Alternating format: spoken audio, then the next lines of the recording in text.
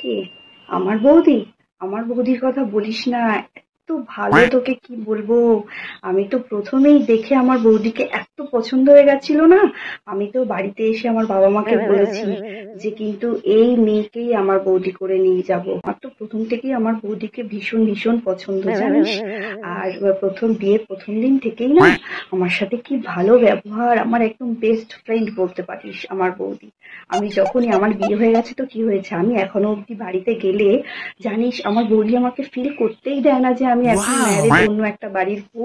একদম মানে খুব ফ্রেন্ডলি, খুব ফ্রেন্ডলি। জানিস তো আমার বৌদি মাটন খায় না, কিন্তু আমি যেহেতু খেতে ভালোবাসি ওই জন্য গেলেই না মানে কি বলবো তোকে, সঙ্গে সঙ্গে মাটন এনে বাজার থেকে আমার ভাইকে বলে দেয় যে দিদি আসছে, মাটন রান্না করতে হবে।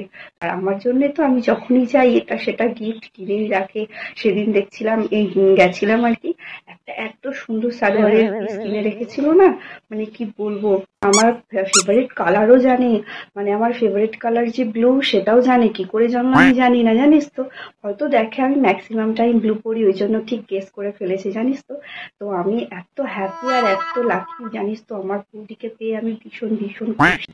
আর আমার বন্ধু বান্ধব সবার সাথেই মানে একদম বন্ধুর মতো মিশে গেছে, মানে আমার বন্ধু না আমার বৌদির বন্ধু, একদম তোরা ধরতেই পারবি না।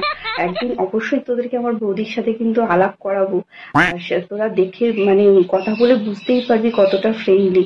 আমার বাবা মাও ভীষণ হ্যাপি, জানিস। আমার বাবা তো হার্টের পেশেন্ট, মানে খুব যত্ন করে ভীষণ, টাইমে টাইমে ওষুধ খাওয়ানো।